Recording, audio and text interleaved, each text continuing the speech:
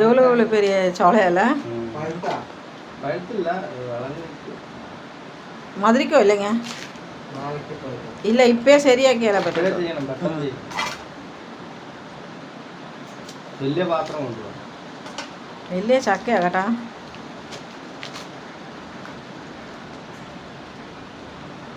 ചക്കപ്പുഴുക്ക് ഉണ്ടാക്കാൻ പച്ച തന്നെ പഴുത്തിട്ടില്ല അത് മേലെ മാത്രം അങ്ങനെ ഒരെണ്ണം അങ്ങനെ ഉണ്ടാവും ആ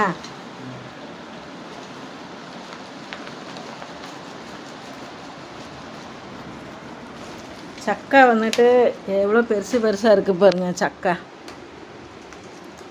சக்கை பலாப்பழம் எவ்வளோ பெருசாக இருக்குது பாருங்க.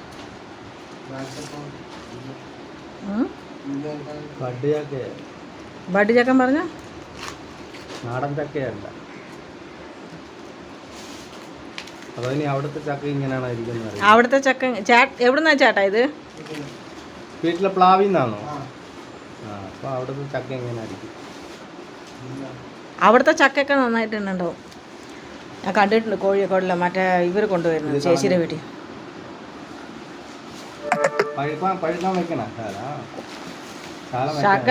ശകലം കുറച്ച് ഒത്തിരി ഒന്നും വേണ്ട. നമ്മൾ 1/4 കിലോ ആ ചോദിക്കാൻ പറഞ്ഞേ പറ്റൂടെ, അത്രയും മതി.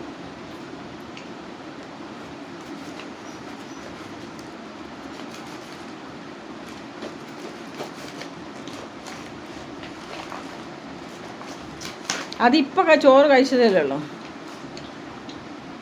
ഏതാ മിനിക്ക് കൊടുക്കാൻ പറഞ്ഞിട്ടുണ്ടാവുന്നല്ലോ.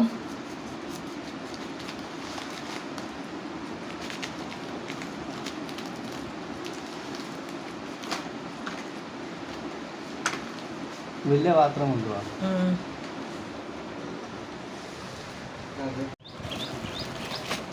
ചിപ്സ് ചിപ്സ് വാ സൂപ്പറായിട്ടുണ്ട്. അങ്ങനെ ചേട്ടാ ഞാൻ ഉദ്ദേശിച്ചു ഇതൊന്ന് നേന്ത്രം சிப்ஸ் வந்து பழுத்தது பழம் சிப்ஸு. இது வந்து சக்கை சிப்ஸு. ചക്ക ചിപ്സ് പലാപ്പഴം നല്ല ചക്ക ചിப்ஸாக வரணும். கறிக்கல்வா இது. கறிக்குன்னா தெரியுமா?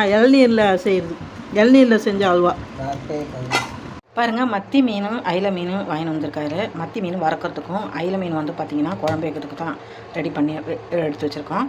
ஒரு துண்டு இஞ்சி போட்டிருக்கேன், ஒரு பெரிய சைஸ் இஞ்சி போட்டிருக்கேன், ஒரு 5-6 சாம்பார் வெங்காயம் போட்டுக்கிறேன். இதை தட்டிக்கலாம்.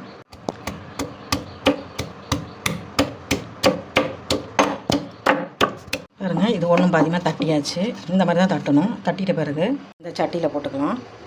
இஞ்சி சாம்பார் வெங்காயம் ஒன்றும் பாதியமாக தட்டியிருக்கோம்.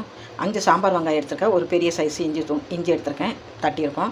இப்போ இதில் ஒரு 3 தக்காளி போட்டுக்கலாம். இதை போட்டு நல்லா பிசைஞ்சிக்கலாம்.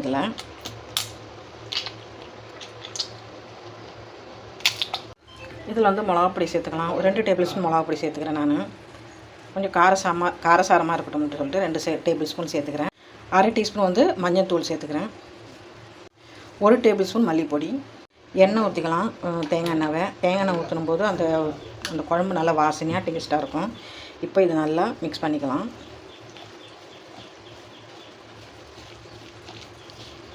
இது வந்து தேங்காய் அரைச்சி கூட ஊற்றிக்கலாங்க, இல்லைன்னா தேங்காய் இல்லாமல் கூட தேங்காய் அரைக்காமல் கூட பண்ணலாம்.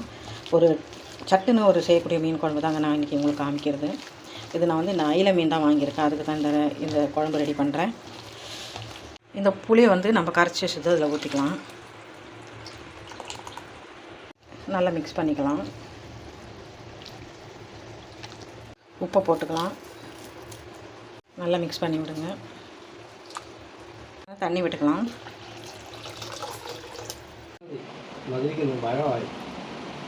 മധുരമാണെങ്കിൽ കുറച്ച് എരിവൊക്കെ കൂട്ടണ്ട. ചിലതായിരിക്കും മധുരം ഉണ്ടാവുക.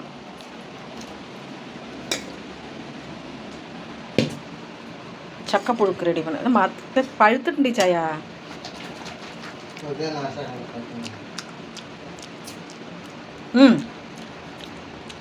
വീഴണത് இதில் பார்த்தீங்கன்னா ஒரு 10 சாம்பார் வெங்காயம் போட்டிருக்கேன். அதுக்கப்புறம் ஒரு பெரிய துண்டு இஞ்சி. இது எதுக்கு பார்த்தீங்கன்னா சக்கை புழுக்கு செய்யறதுக்கு தான், அதுக்கு தான் இது. இதை வந்து நம்ம இடிச்சுக்கலாம் நல்லா. ஒன்றும் பாதியமாக இடிச்சுக்கணும், ரொம்பலாம் இடிக்க. கூடவே இந்த ஒரு 4-5 பச்சை மிளகாய் போட்டுக்கிறேன். இதையும் நல்லா அதில் வந்து இடிக்கணும்.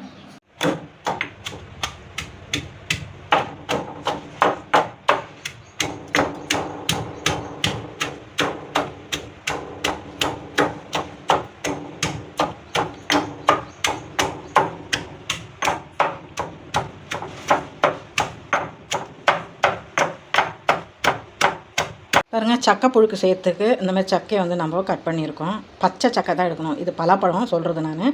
இந்த பலாப்பழம் வந்துட்டு பார்த்திங்கன்னா பச்சை பலாப்பழம் தான் எடுக்கணும். அதுக்கப்புறம் வந்து இந்த மாதிரி கட் பண்ணிக்கணும். கட் பண்ணிவிட்டு சும்மா தண்ணி தெளிச்சுக்கணுங்க. இது மேலே பாருங்கள், இந்த மாதிரி தண்ணி தெளித்து விட்டால் போதும். ரொம்பலாம் போடணும்னு அவசியம் கிடையாது. ஒரு டம்ளர் 1/2 டம்ளர் அப்படி ஊற்றினா போதும். அதுக்கப்புறம் இதை மூடி போட்டு கொஞ்சம் மஞ்சத்தூள் போட்டுக்கலாம். இதில் மஞ்சத்தூள் போட்டுக்கலாம். இந்த மாதிரி மிக்ஸ் பண்ணிவிட்டு அதுக்கப்புறம் வந்துட்டு இதில் கொஞ்சம் உப்பு போட்டுக்கலாம். இது நல்லா மூடி போட்டு நல்லா வேகட்டுங்க. இது நல்லா கொதிச்சிடுச்சு தகன்னு. இப்போ இந்த ஸ்டேஜில் இந்த மீனை போட்டுக்கலாம்.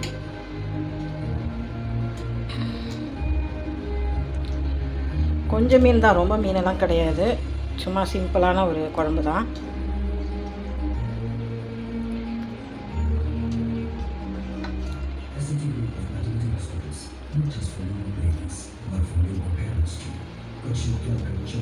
பூண்டு தட்டி போடணும், மறந்துட்டேன். பூண்டு ஒரு 10 பல் பூண்டு போட்டிருக்கேன். அதுக்கப்புறம் சீரகம் போடணும். சீரகம் தான் மெயின். அதுக்கு சீரகத்தை போட்டுட்டு ஒரு 2 டீஸ்பூன் சீரகம் போட்டிருக்கேன். இதை நல்லா இடிச்சுக்கலாம். மீன் குழம்பு கொதிக்கிற டைமில் இந்த வெந்தய பொடி போட்டுக்கலாம் கொஞ்சம். சக்கை புழுக்குக்கு தேங்காய் ஒரு பாதி எடுத்துருக்கேன். அதை கொஞ்சம் நல்லா ரொம்ப அரைக்க வேண்டாம், குறைன்னு அரைச்சிக்கலாம். இந்த மாதிரி அரைச்சி எடுத்துகிட்டு வந்துடலாம். சக்கை வந்துட்டு வேக வச்சுருந்தோம். அது வந்து பார்த்தீங்கன்னா நல்லா வெந்திருக்கு, தண்ணியெல்லாம் வற்றிருக்கு. தண்ணி நம்ம தெளிச்சு தானே விட்டுருக்கோம், அதனால் ரொம்ப போடலை. இப்போ என்ன பண்ணலாம் பார்த்தீங்கன்னா, அரைச்ச விழுதை இதில் போட்டுக்கலாம். அரைச்சதில் தட்டுனதை இருக்கும் பார்த்தீங்கன்னா ஜீரகம், பூண்டு, இஞ்சி, பச்சை மிளகா, அதுக்கப்புறம் வந்து சாம்பார் வெங்காயம் இதை தட்டியிருக்கோம். இப்போ இதை நல்லா பரட்டி கொடுக்கலாம்.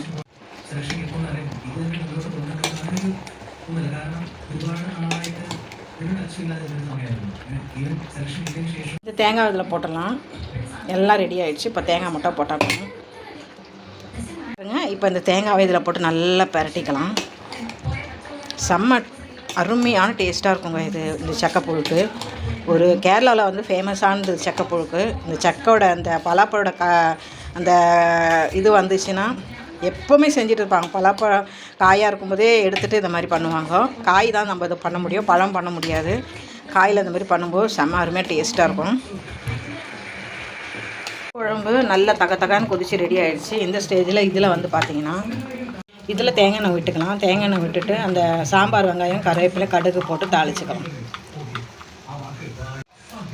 கடுகு போட்டுங்க. இந்த கடுகு வெடிச்சு வரட்டும். கடுகு வெடிச்சிட்டு இந்த ஸ்டேஜில் வந்து கருவேப்பிலையும் இந்த சாம்பார் வெங்காயம் போட்டுக்கலாம். இந்த சாம்பார் வெங்காயம் நல்லா தாளிச்சாச்சு, போட்டாச்சு.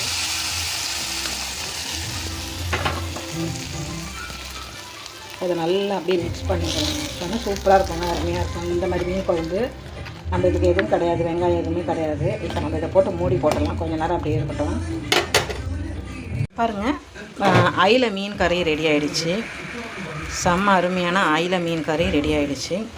அப்புறம் வந்துட்டு சக்கை புழுக்கு ரெடி ஆகிடுச்சு. சக்கை புழுக்கு அப்படியே சூப்பராக இருக்குங்க இது சாப்பிட்றதுக்கு. இதுவும் ரெடி ஆகிடுச்சு. இது வந்து சாயந்தரமாக சாப்பிடுவாங்க.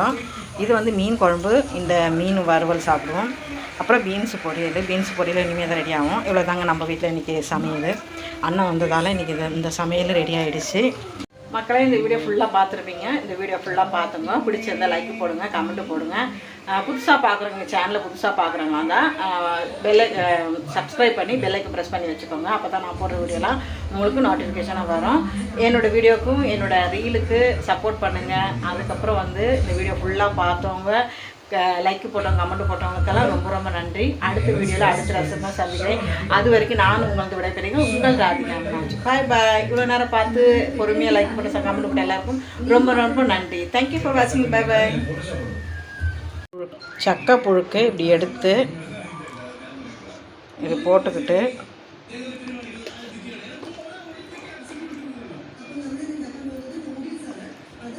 போட்டுக்கிட்டு அதுக்கப்புறம் இந்த மீன் குழம்பு மேலே ஊற்றிட்டு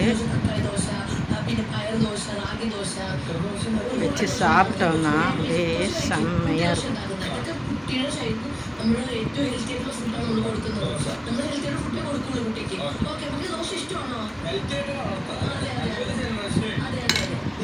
இப்போ சாப்பிடலாம்.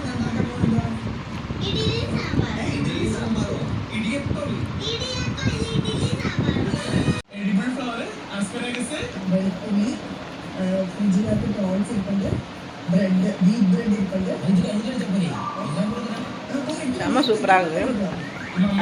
அற்புதமாக அடிப்பொலியாக இருக்குது.